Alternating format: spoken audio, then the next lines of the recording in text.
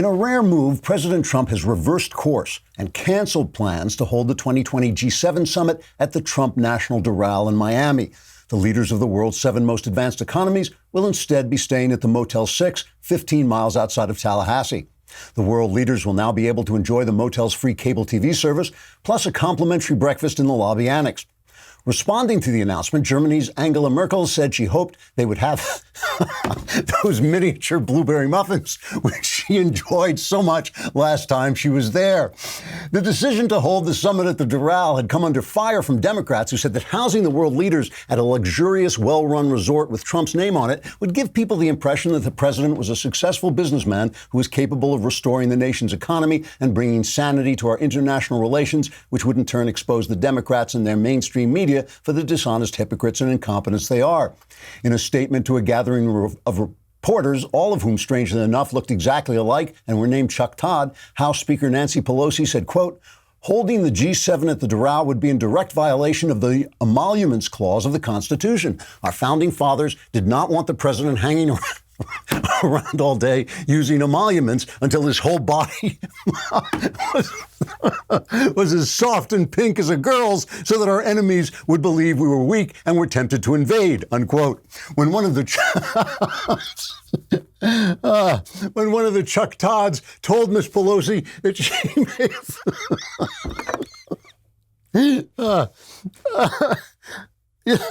let's just cancel the show. I'm going home. That she may have confused emoluments, which are profits, with emollients, which are lotions. The speaker demanded an immediate, secret, and unofficial impeachment investigation into James Madison, and Congressman Adam Schiff announced that he had already seen enough evidence to convict Madison, although he couldn't tell anyone what it was because it was secret, like what he did last night with his stuffed pink bear. But that's another story. Trigger warning, I'm Andrew Klavan, and this may be The Andrew Klavan Show. I feel hunky-dunky, life is tickety-boo. Birds are winging, also singing hunky-dunky-doo. Ship-shaped, ipsy-topsy, the world is zippity-zing. It's a wonderful day, hurrah, hooray! It makes me want to sing. Oh, hurrah, hooray! Oh, hooray, hurrah! Yes, folks, this is your source for emolument humor. Where else are you going to hear an emollient joke? I mean, come on.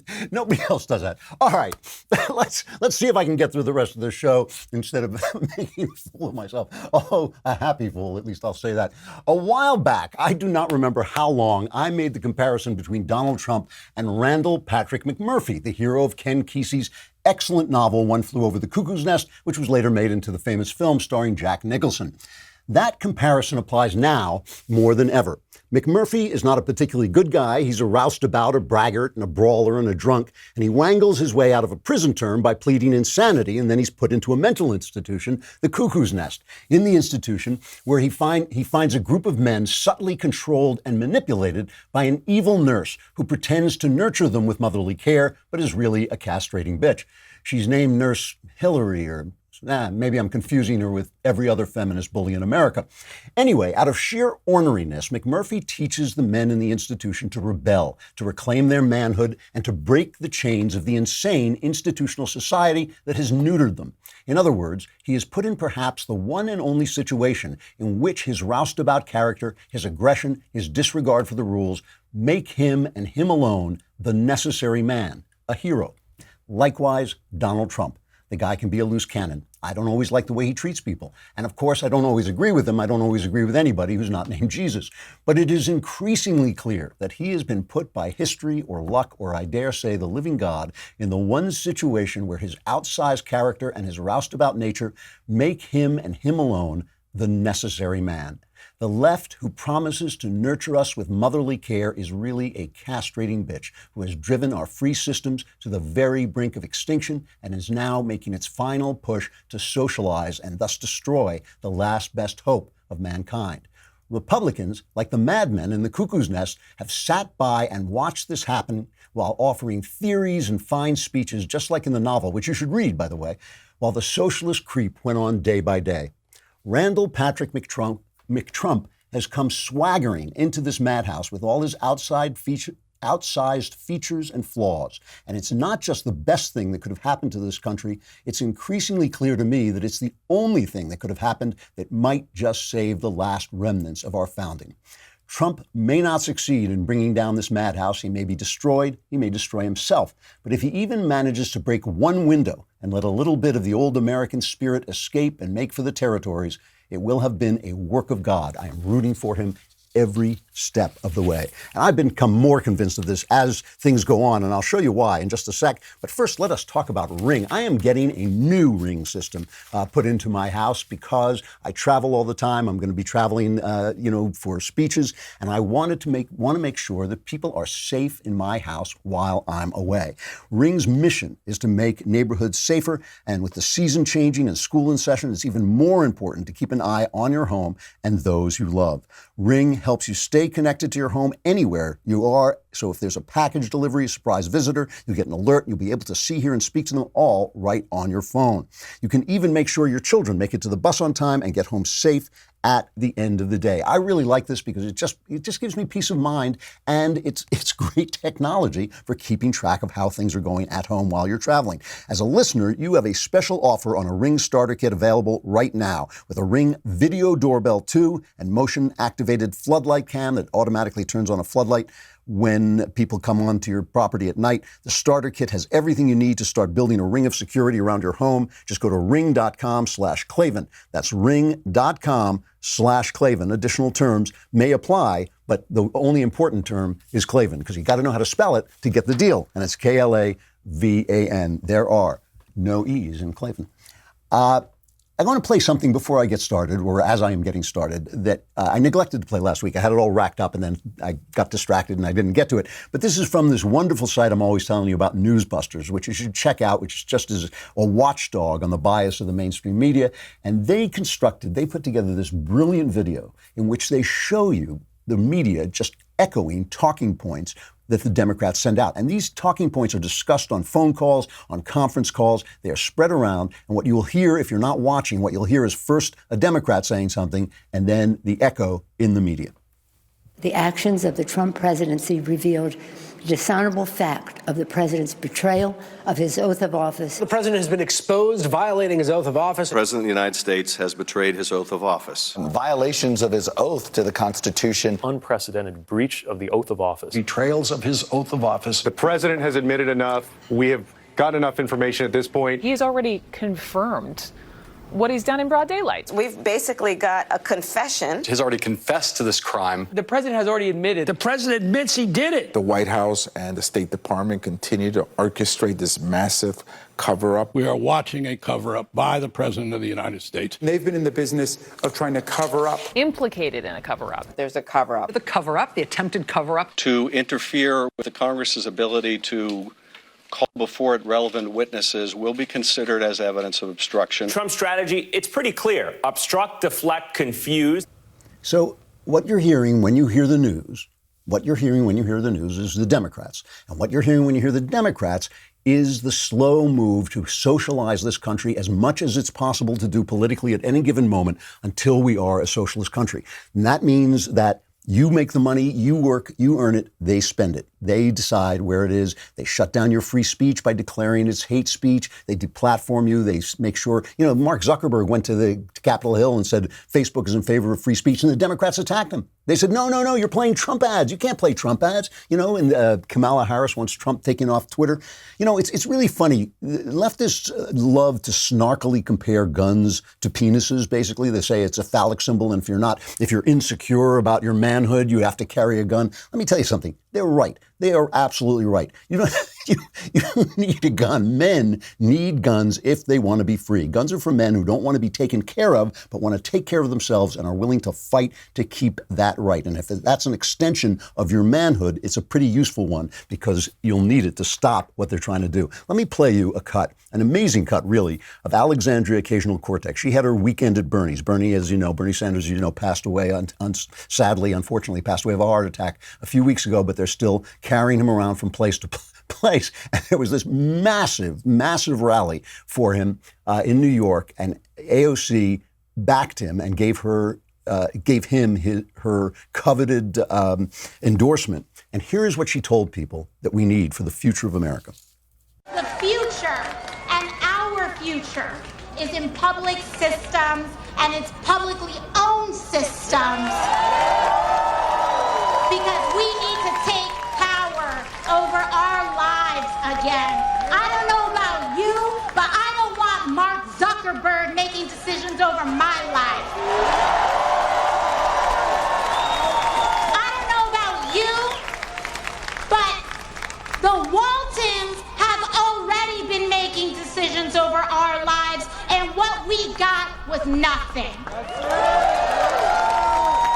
We need a United States that really, truly, and authentically is operated, owned, and decided by working and all people in the United States of America.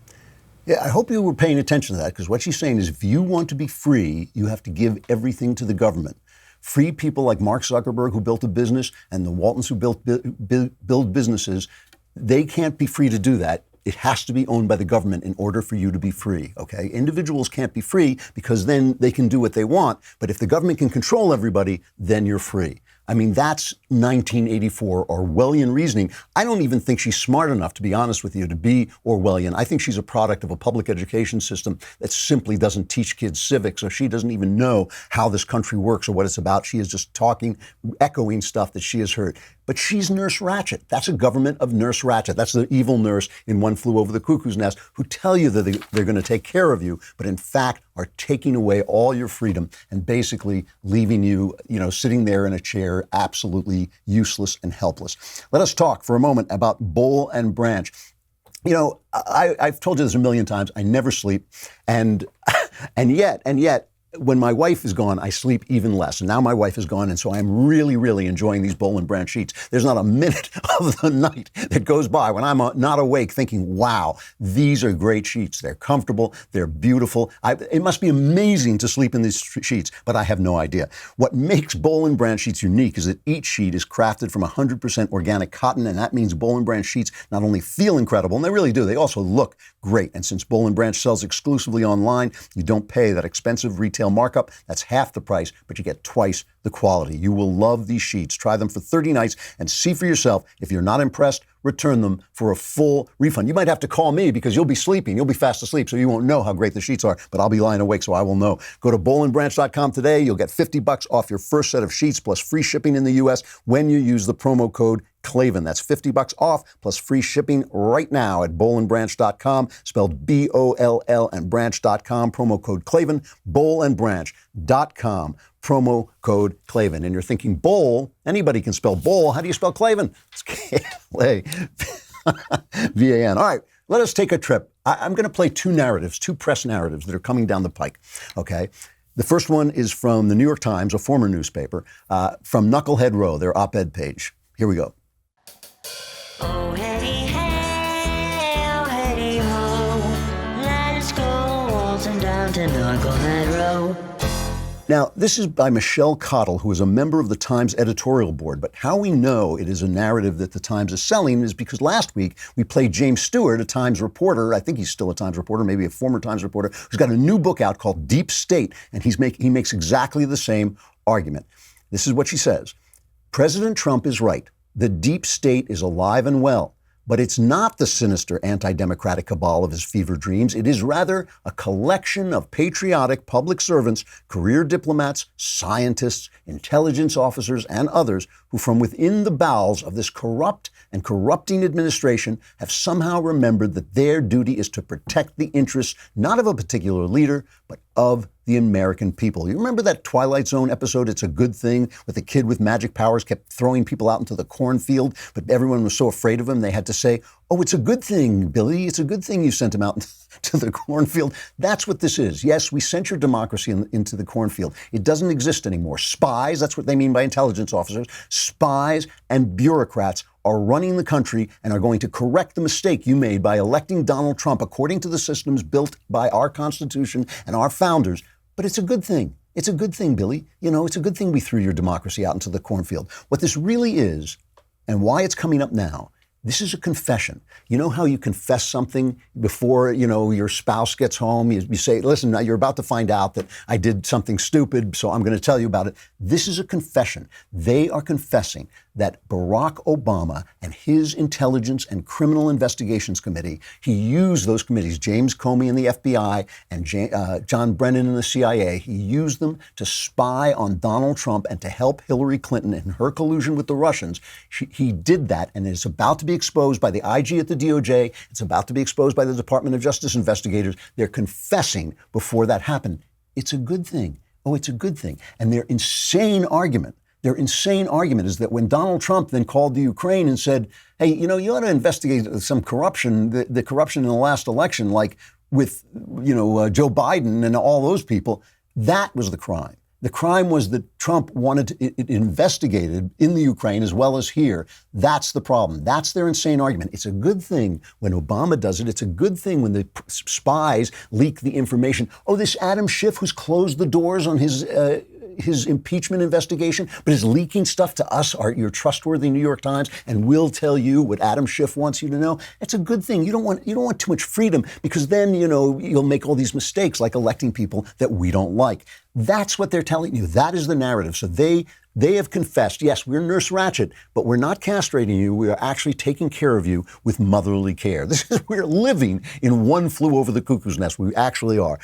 And here is David Brooks. And I put in David Brooks because I want to include conservatives in this. There are a lot of conservatives who have fallen into this. They have fallen for this, that this is somehow okay, that it's okay that over the last 100 years since Woodrow Wilson, that they have been eating away at the balance of powers, that they have created this administrative state that has more power than we do, that has more power than the people we elect, and the people we elect don't even matter anymore because the administrative state is there all the time. And this is the swamp they talk about when they talk about draining the swamp. And don't make any mistake, the GOP loves the swamp, okay? Because the GOP loves the swamp. In One Flew Over the Cuckoo's Nest, there is a character named, I'm trying to remember his name, Charlie Cheswick. And Charlie Cheswick is always making these dynamic speeches. He's got these we've got to change this hospital, we've got to change this institution. And then his voice just kind of trails off and he never does anything. The GOP is Charlie Cheswick. As this administrative state has grown, as the welfare state has grown, as we've gone deeper and deeper into debt, less and less power to the people, less and less of a remnant of the constitutional systems that were supposed to be in place and supposed to protect us from exactly this, because this is the normal way governments work. And our Constitution was supposed to protect us from normal because it was supposed to make us extraordinary. And as the normal has risen, right, the GOP has been Charlie Cheswick sitting around and pounding their fist and letting their voices trail off and then doing nothing. So we're going back to Knucklehead Row. I want to play Knucklehead Row twice. Damn it. Let's hear it. Oh, hey, hey, oh, hey, ho. Let's go waltzing down to Knucklehead Row. So David Brooks writes, and David Brooks was supposed to be their conservative, right? He's supposed to be the conservative at the New York Times. But there are no conservatives at the New York Times because once you're surrounded in that pool of liberals, you don't even know what conservatism is anymore. So he writes, if it's Trump versus Warren, then what? Versus Elizabeth Warren. If it comes to Trump versus Elizabeth Warren in a general election, he says, and he says that she's basically a socialist, the only plausible choice is to support Warren. This is how much these guys have got their heads turned around on their necks. They're looking backwards like somebody in Dante's Inferno. Over the past month, says Brooks, Donald Trump has given us fresh reminders of the unique and exceptional ways he corrupts American life. Pfft. You're right. Like what? Name them. You're either part of removing that corruption or you are not. When your nation's political system is in danger, staying home and not voting is not a responsible option. I agree with him there. I agree with him here, too. Politics is downstream from morality and culture. Warren represents a policy wrong turn, in my view, but policies can be argued about and reversed. Trump represents a much more important and fundamental threat to the norms, values, standards, and soul of this country. He has got that exactly backwards. That is the voice of a character in One Flew Over the Cuckoo's Nest named Billy Bibbit, who's afraid to move. He's just a little girl of a man who can't do anything. That's that voice. Listen, the culture and the morality of Elizabeth Warren, who lied for what was it? I think 18 years about her background in order to get ahead politically, who's lying now about why she was fired, who just is constantly using this victocrat mentality to push her way forward. What she is proposing, the healthcare, socialized healthcare that she's proposing, the absolute takeover of every single aspect of American life by the government that she is proposing, as well as Bernie Sanders, as well as AOC, and as well as all of them. There's nobody who's not proposing this.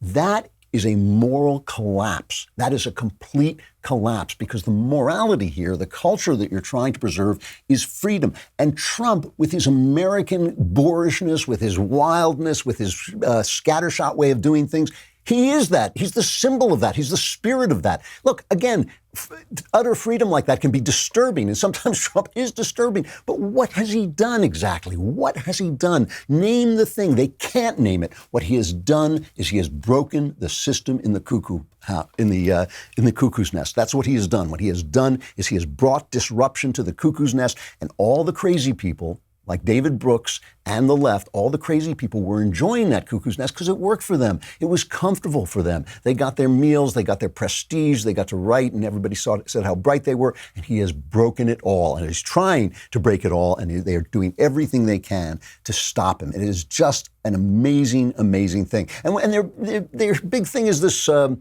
this thing in Syria, right? And I said, I thought he made a mistake in Syria. Mostly, I think the mistake he made was doing it so abruptly that nobody knew what the hell was going on. But now he's reacting. You know, the system kind of worked. He sent that hilarious letter to Erdogan where he said, don't be a fool, don't be a tough guy. And Erdogan blinked, and he called a ceasefire, and Trump is trying to establish a safe zone in Syria. The system kind of worked. I mean, it really is. Even Lindsey Graham, let's play a cut by Lindsey Graham. Even he now says, something good can come of this. This is the ultimate hawk who has been supportive of Trump, but has never hesitated to criticize him when he thought that Trump was going wrong. Now, even he says Trump is going to pull this out.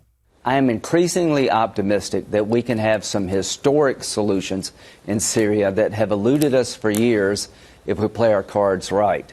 I blame Erdogan for the invasion, not Trump.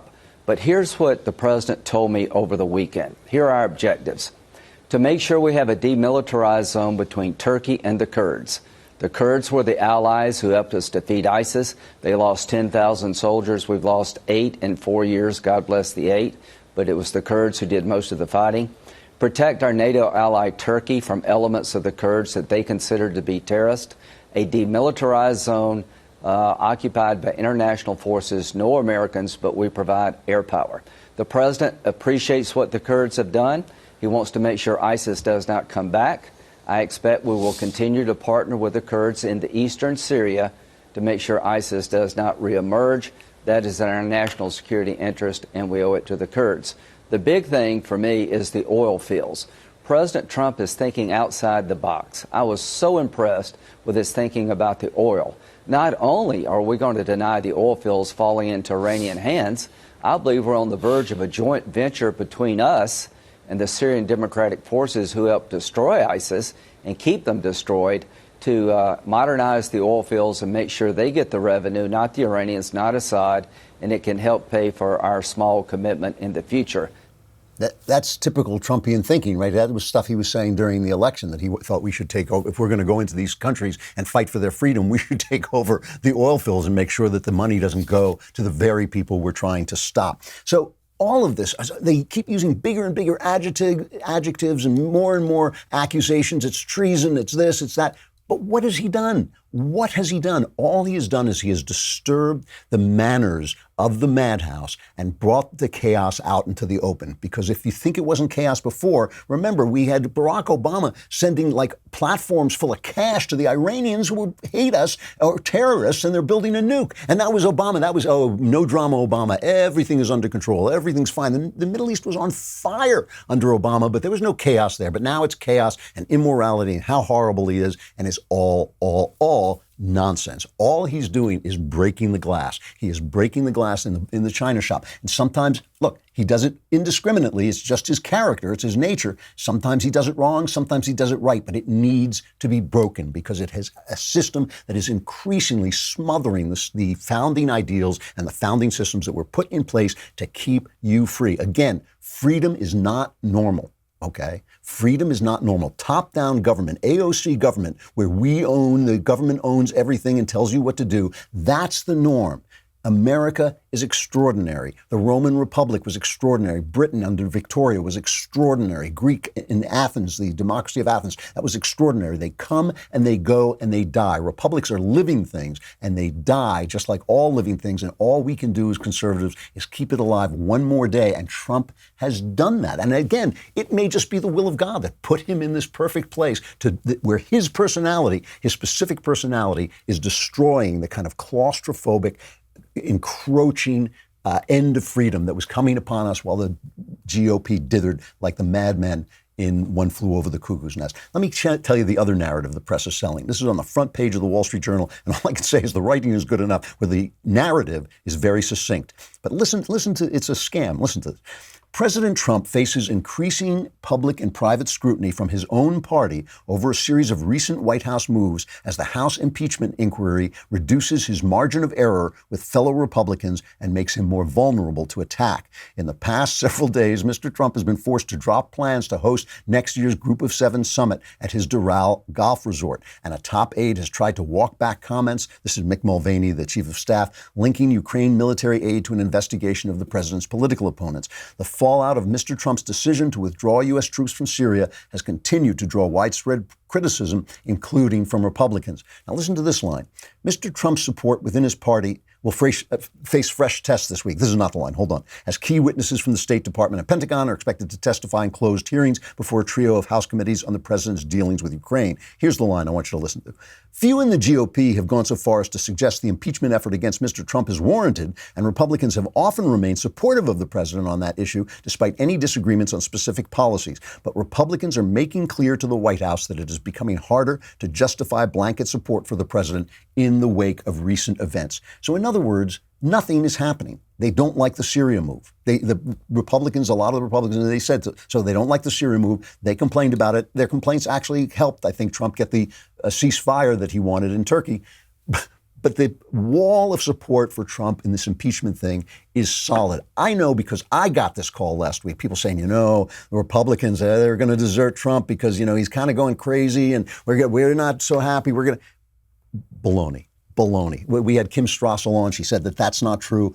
If it is true, if the Republicans reject Trump, if they betray Trump, if they desert Trump, the Republicans will be gone. There will not be a Republican Party. I'm telling you, it will be gone. Trump has reshaped the Republican Party, and it's a good thing. They need this because they were too comfortable in the madhouse. They were too comfortable with Nurse Ratched taking care of them, and where they could make the Charlie Cheswick speeches, we're going to do this is a terrible thing, while the government got bigger and bigger and bigger. I mean, think of George W. Bush. Look, I like the guy. He was a good guy. But think of the vast wars he got us into with the idea that he can impose democracy on the Middle East. And they were incompetently fought wars, not by the military, but by the administration. They were given tasks they couldn't achieve with the rules of engagement they were given. And it went on, and they didn't have enough troops to do it. And it just went on and on until people lost support, which is going to happen because we're a democracy. We don't like to be at war.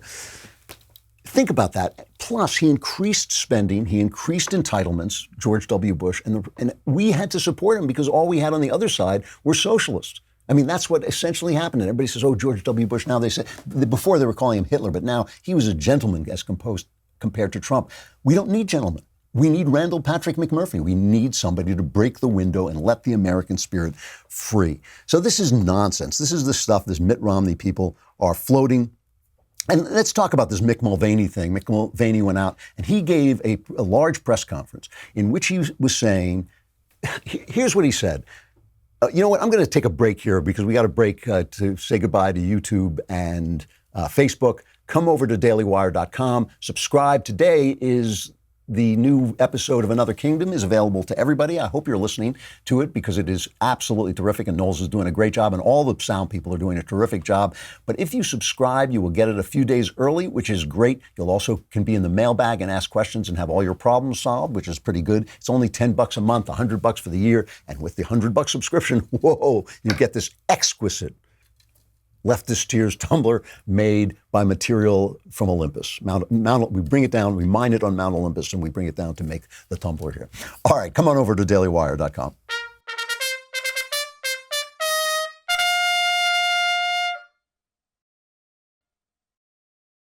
So what Mulvaney said was basically this. He said, there's always a quid pro quo in aid. We give aid to countries and we say, listen, you got to tidy up your civil rights, your human rights record. You got to tidy up your corruption. We're going to give you this aid, but you got to do this for it. There's always that. That's what he was saying. And what he went on to say was, yeah, there was Donald Trump said we should investigate the corruption in the 2016 election that partly came out of Ukraine, that may have come out of Ukraine, and they should look at Joe Biden and Hunter Biden. That was part of what he said, but he said it in passing to him.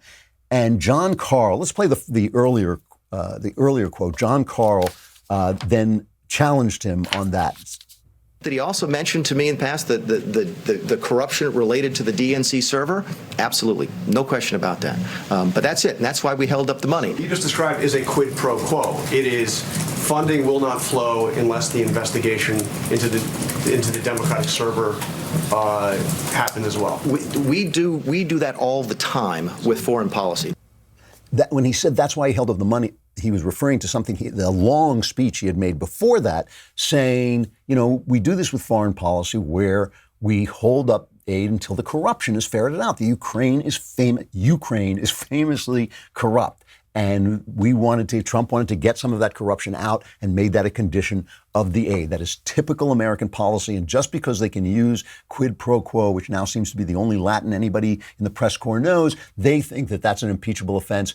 Maybe that the fact that, Trump probably shouldn't have mentioned Biden because he was a political opponent. But again, we're dealing with reports that are going to come out that tell us that Barack Obama's administration literally tapped phones on which his political opponent was having conversations, literally sent spies into a campaign, into the Trump campaign, on this bogus Russian collusion thing that was generated out of the DNC and Hillary Clinton's actual collusion with Russia. And we're supposed to sit there and say, oh, yeah, you got to impeach this guy for mentioning Joe Biden to Ukrainians.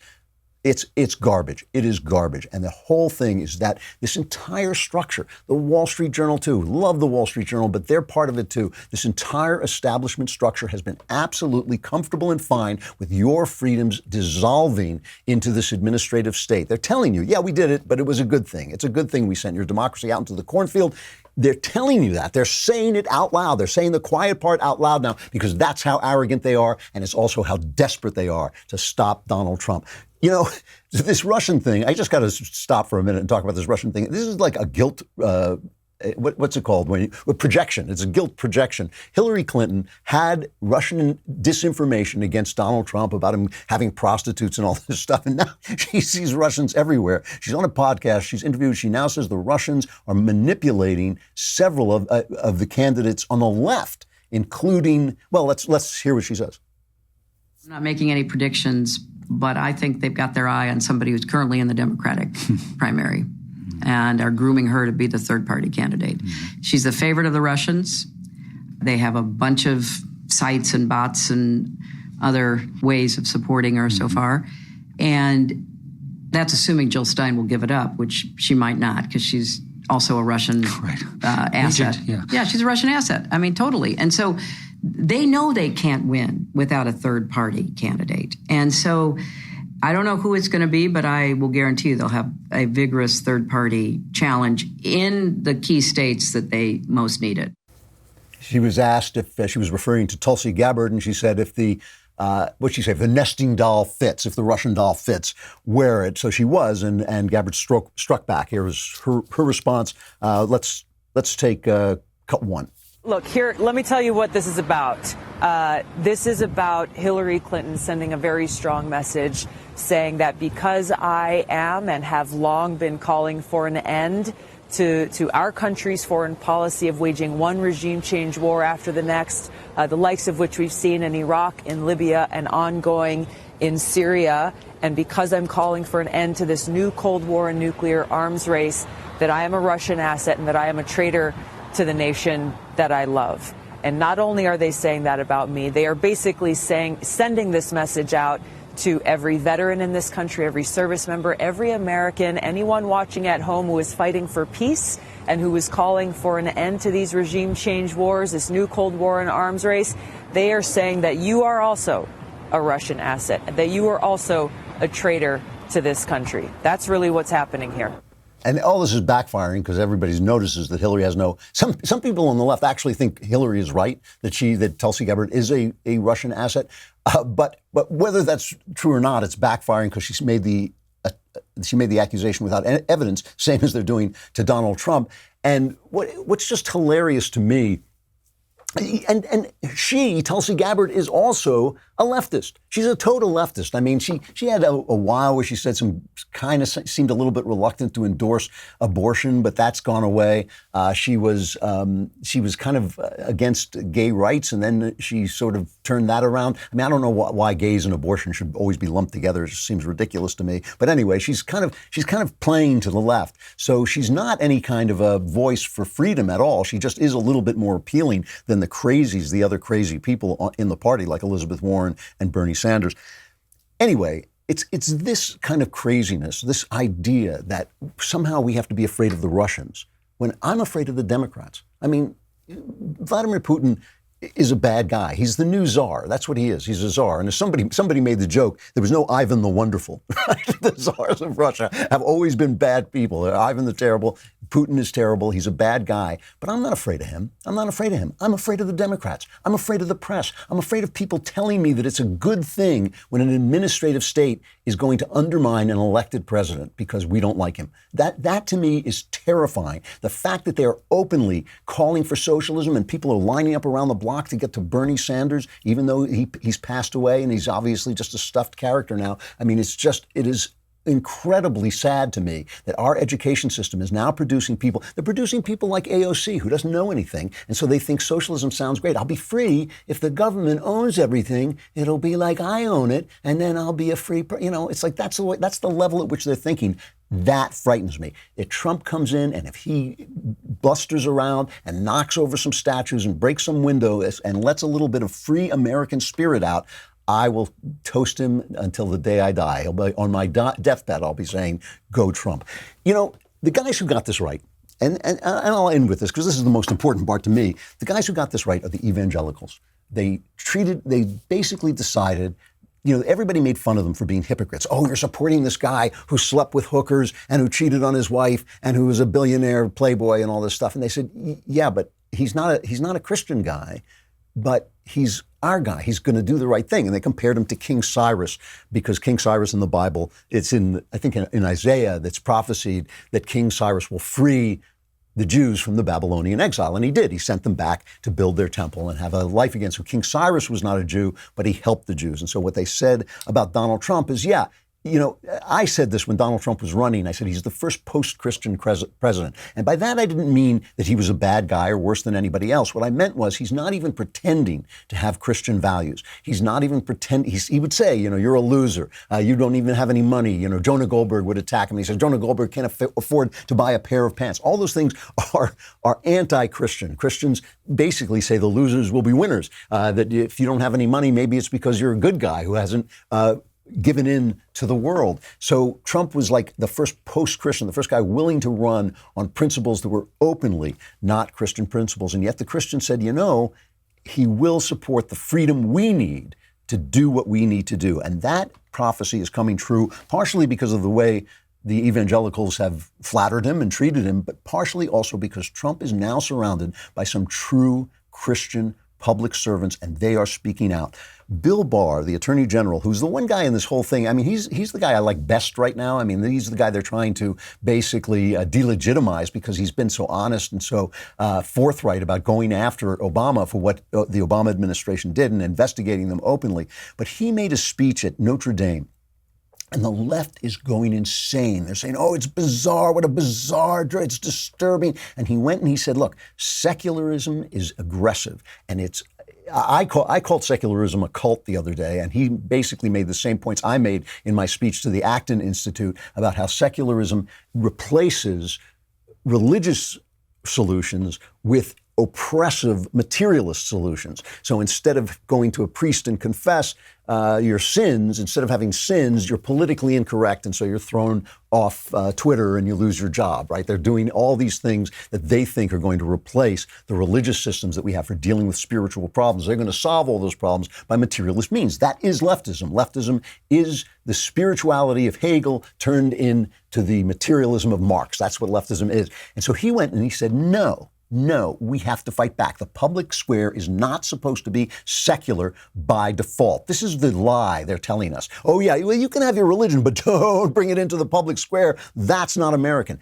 That's not what the founders meant, all right? Antonin Scalia talks about this. He says they meant for the government to be unable to choose between religions, but they did not mean for the government not to choose religion, godliness, over irreligion and godlessness. They meant, said Scalia, for the government to be able to favor the idea that we are a godly nation. And the reason is all their ideas came from Christianity. All their ideas were inspired and based on the idea that there is a God who will reward us for doing good and will punish us for doing evil. And Barr said he is going to defend religion with the power of the Department of Justice. I think we should do all we can to promote and support authentic Catholic education at all levels. Finally, as lawyers, we should be particularly active in the struggle that is being waged against religion on the legal plane. We must be vigilant to resist efforts by forces of secularization to drive religious viewpoints from the public square and to impinge upon our exercise of our faith. I can assure you that as long as I am Attorney General, the Department of Justice will be at the forefront of this effort, ready to fight for the most cherished of all our American liberties, the freedom to live according to our faith. Very important speech. It drove the left absolutely insane. And at the same time, Mike Pompeo, the Secretary of State, he made a speech called Being a Christian Leader. Now, his speech was not as philosophical and as well thought out, but it was very charming. Here's just a little bit of that. These violations of the most fundamental freedoms, human dignity that I spoke about today, religious persecution, human trafficking, political repression, they leave deep scars. And I am sure that some of you, and especially our friends who have traveled here from overseas today, I'm sure you counsel folks who are healing from those kinds of traumas. My team and I at the State Department are out there every day using our diplomacy to fix the very conditions that allowed those evils to fester. You know, others will confront these evils closer to home where the emotional aftermath is no less terrible. Vicious abuse or the opioid epidemic, just to name a couple. But no matter what comes before you, I pray you'll help hurting people stay immersed in God's Word by remaining humble, by showing forgiveness, by listening intently and carefully and thoughtfully, by not rushing to judgment in complicated matters, by being a faithful steward, by using your time intentionally. And I pray you'll do these things not out of your own strength, but by relying on, as Paul says, Him who is able to do immeasurably more than all we are able to ask or to imagine. You know, a while back, some brilliant guy said that he thought that there was going to be a revival, religious revival, and it was going to come from the intellectual top down. It was not going to be a street revival. It was going to be an intellectual. Oh, that was me. I knew it was somebody I liked, but I couldn't remember who it was. It was me. And I think amazingly, you are seeing this through the people surrounding Donald Trump. When you see Bill Barr get up and give a speech like that, a really well thought out, intelligent speech, attacking secularism, when you see Mike Pompeo, the Secretary of State, openly talking about how he approaches his job from a Christian way, this is an important thing that's happening. This is an important, good thing that's happening. And it is something that is culture transforming. It is the kind of thing that makes it possible for other people to say, oh, I can say that too. I can talk about this too. I don't have to go to work and say, like, yeah, I'm not going to talk about church. I'm not going to talk about the things that get me through the day and make my life make sense. This is culture changing, and it's coming through Donald Trump. And again, it may not be something he's planning. It may not be something he thought about, but it is something that is coming about through his administration. And that is why I say the Trump administration is not only the best thing that's happened to this country in a long time, it may be the only thing that could have happened to this country that would have saved what is really the dying wisps of our founding ideals and our founding structures. I do not believe the intellectuals on the right, some of whom I love dearly and some of whom I respect like crazy, I do not believe they saw how bad it was. And now we see, because Donald Trump has brought them out from under their rock. And we can see openly that they're telling us that deep state rules, socialism rules, we are going to take over everything. And we can only hope that Trump, in his crazy, chaotic way, will stop them. I got to stop there. I'm traveling, but I will see you tomorrow from Memphis. I'll be walking in Memphis. I'll be walking with my feet 10 feet off of Beale. I'm Andrew Klavan. This is The Andrew Klavan Show. Oh, hooray, hurrah. The Andrew Klavan Show is produced by Austin Stevens and directed by Mike Joyner. Executive producer, Jeremy Boring. Senior producer, Jonathan Hay. And our supervising producers are Mathis Glover and Robert Sterling. Assistant director, Pavel Wydowski. Edited by Adam Sayevitz. Audio is mixed by Mike Cormina. Hair and makeup is by Jesua Alvera. Animations are by Cynthia Angulo. And our production assistant is Nick Sheehan. The Andrew Klavan Show is a Daily Wire production. Copyright Daily Wire 2019. On the Matt Walsh Show, we're not just discussing politics. We're talking culture, faith, family, all of the things that are really important to you. So come join the conversation.